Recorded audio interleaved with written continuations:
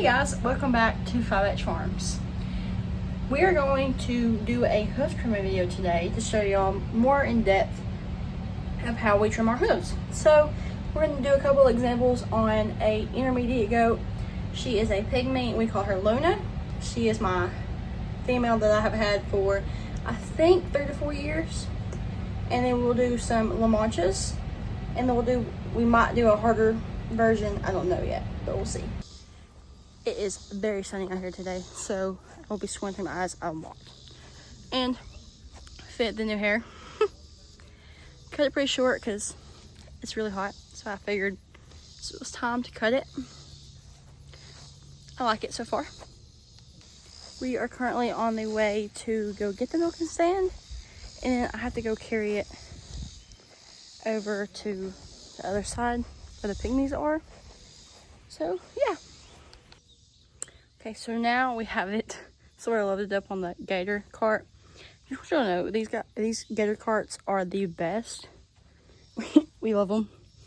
And I just put the milking stand on here for easier carrying ability. So we'll be walking over to the property now. Okay, so now we are over here, and this is where our littles are. Also, we have put Luna on the stand, and we're going to show y'all how we cut the hooves. So first thing you need is something to hold them in with, not mainly, just for them to sit here while you do your thing. Or they can be on the ground. You just might need extra hands. I have my mom here to help me because she's going to cut the feet while I film it for y'all. But we have a milking stand, and we got ours from Amazon. You can get them from Amazon or make one of your own. And then I have attached a feeder with just hay string ties. And we have our feeder at our local feed and seed. That's where we got ours. Or Tractor Supply. Our dogs are barking, so that's what I was looking at. But yeah, that's our setup, is a milking stand and a feeder. So Luna does not like to sit here and just be patient. She hates it actually. But usually we will sit on either one of her sides, one person each side, and that's how we will take care of it. She did her foot. She's working on this foot right now. And then she's just gonna cut around the edges. And what your ideal outcome is for both of the hooves to look exactly the same and it be flat.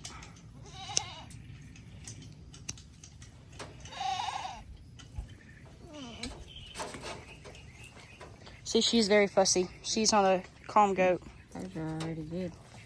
Which hers were not bad at all. We keep hers pretty clean, and she's got this whole pasture back here to walk in and do whatever. And we put the bricks down. Yes, and we have bricks in their houses. Both of these houses you see right here, they have 12 by 12 bricks, right? I think they're 12 by 12. Yeah, 12 inches. 12 inches by 12 inches. And they line the whole floor of each building, which keeps their hooves pretty nicely done. This is one she did too. As you can tell, they're almost completely flat. So yeah. And when you're doing this, you have to get used to the goat you have. So we know we have several different goats, as y'all know if you follow the farm page on Facebook. We do the Sawnins, the pygmy Nigerian dwarfs. We do sheep and La Manchas, and then we have the Bornubians. And usually their feet are the same, but the La Manchas seem to have a thicker toe pad. Their feet are kind of like our nails, and you just have to keep them trimmed. But sometimes this will be thicker and not as easy to cut. And these are Nigerian dwarfs. They seem to be thinner and a lot easier to be able to cut. She should not be pregnant, but we have a male in there now. That is our male right there, the little dappled looking one with the big tall horns. And so we're hoping to have our females be bred. We have this in the shade right under a tree. So that is our food source for today. But yeah, she is fixing to pull out one of our La Manchas for us to do their feed on too. Now we have who we call Aunt B on the stand. And for her, we have lowered it, the floor down, and then we picked this up some. This is a very what do you call it? What's that word? Huh? Multifunctional. Yeah, multifunctional milking stand, and we love it for that. When you build your own, you usually can't get all the multi-use out of this as we do for this one, which is why we recommend this one to anyone we talk to. And we have a beeper for our dogs. We are trying to train Australian Shepherds, as y'all know. And so to train them, we use a beeper collar, and we just beep it, and it makes a noise. And then they back off from the goats. So it's just a way that we train them.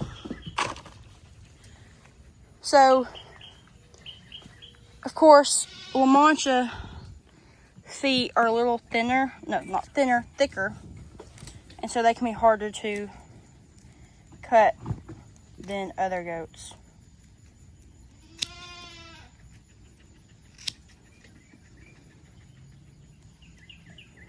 But after several trial and error sessions of their hooves, she has learned how to properly trim them right.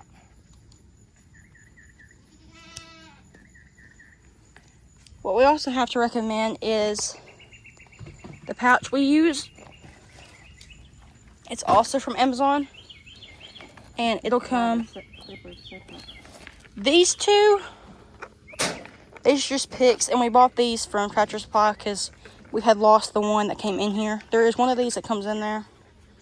It just doesn't have that scraper right there part, but it has the two other parts. I'm gonna step around her, so I'm on her other side. We bought our clippers that we like to use separately, but this kit did come with the gloves that are in here. It came with these, and sometimes we actually do have to use these on long watches. It's not very often, but usually our males are the tougher hooved ones, so we use these on them sometimes.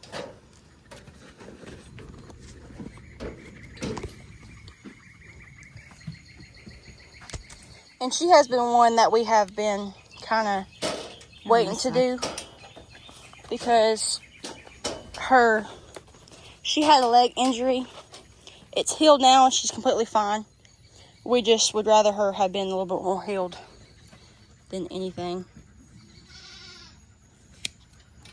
So her hooves are a little worse than the other ones, but she's still pretty good. And they all love leaves. That's what she's currently looking for, is leaves.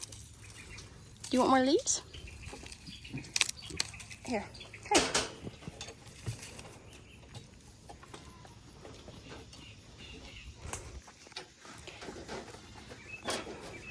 I cannot remember if this milking stand came with the chain.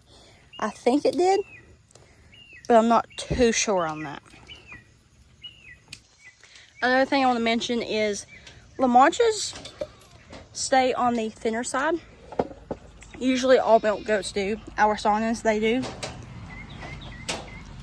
And it's later in the day, so their food has like gone through them some. Get her out of here. Usually they would be super big and super fat. I am sweating up a storm right now. I should have put my hair up, but I didn't. Don't know why I didn't do that.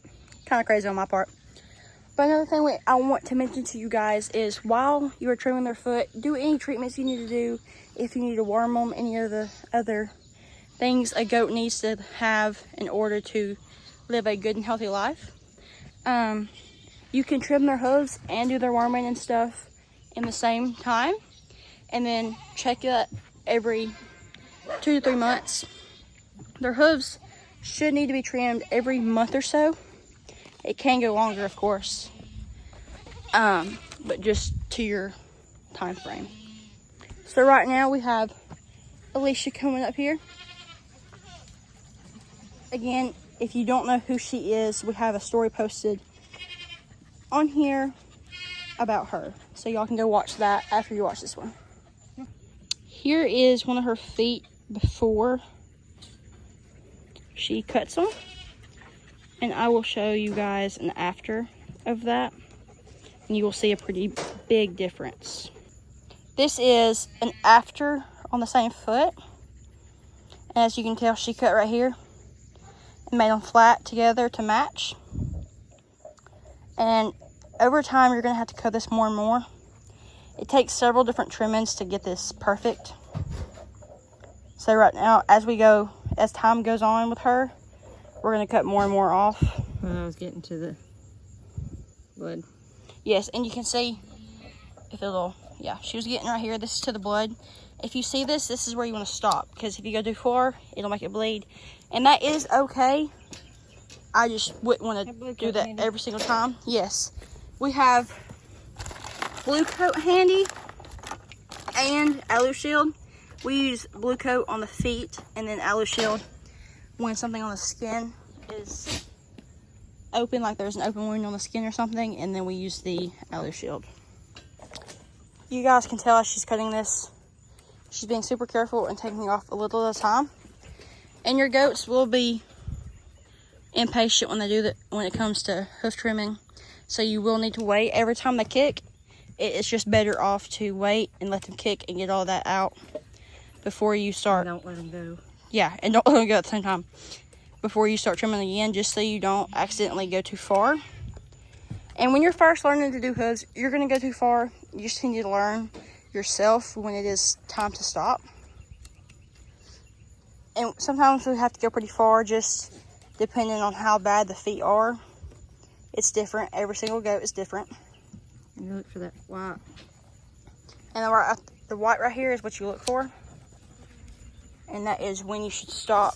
And usually, both sides of the hoof will be white, and that's when you know you're done.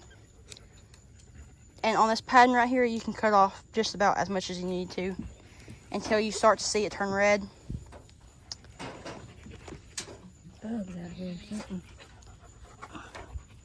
Sometimes we have to stop because there are terrible bugs where we are.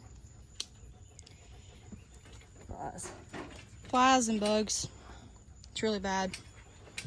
And over at our West Point property, the horse flies are super bad there.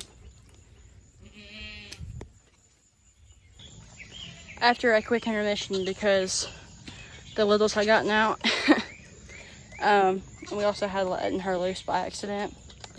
She doesn't like being chased after, so we had to catch her, and we also had to put the little ones up. But now she's on the milking stand. This is Unicorn. She has one horn. That's how it's always been with her. She's currently eating the greens and the food we have put in here. Yeah, she is now on the milking stand. Now we have Newton over here. I couldn't remember his name for a second. That's why I made that face. He is one of our billies. And he is huge, let me tell you. This is like my shoulder level. And about maybe my knee to my shoulder. He's super big. But he is a extremely friendly giant. He's currently eating the food that we have in here. And his feet, well, look and see. I'll show y'all.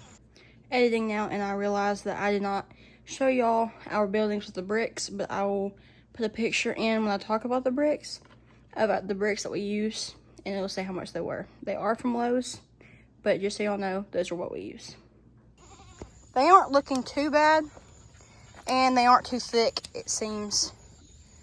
And usually they are pretty thick, which this is very surprising that they're not this thick. But when they're thinner, that is obviously a very good thing. I think his diet regulated. It's kind of like his right now. And we also have, where they stay, we have bricks too. And that big old house right there, we have bricks in there. I will show y'all the bricks when we get done with the hooves. Hooves. I really like to pronounce that. We have done many things for the buildings as far as hay and stuff goes. But the best thing we've done is the bricks, because it helps their feet as they're in there, because when they're eating hay, or if sometimes we'll put feed in there or a mineral block, their feet go on the brick and it just helps us with the trimming and stuff. I see a big difference already. If you can tell from when she cut this one and this one, you can tell what they look like from not the bottom but the top. And they're all over this tree. I think I'm gonna go pick him some leaves off of that one, because he seemed to like that tree. Oh, here's some. There's a good picture of what we're cutting on. Overgrowth.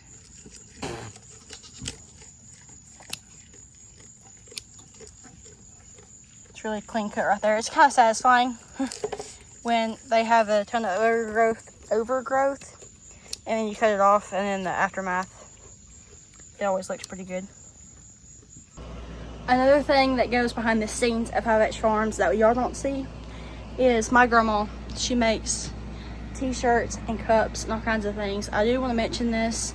This is not a thing for our farm page, none of that, but it is just to mention her, because she makes shirts and she does Cricut designs, and her shirts all look nice. She might have some finished here. She has some Noah's Ark ones that she's been doing. She does some for churches. This is her own thing. It has nothing to do with us, but I was just wanting to let y'all know. And if y'all want to know, if you're on the farm page, y'all can talk to me. I am Sarah Harper on the farm page. If you don't know the farm page, then comment down below, and I will definitely see your comment, and I'll talk to you about her. But she has all kinds of t-shirts. She does sweatshirts and stuff like this, and then she just does like long sleeve t-shirts or regular t-shirts, and she'll do for like company businesses, any kinds of things you need, or churches. She'll do it all. Her prices are also really good compared to other people's who do this. So yes, she'll hook you up with the best things. And as always, thank you guys for watching today's video. Make sure you like and subscribe, and see us on the next one.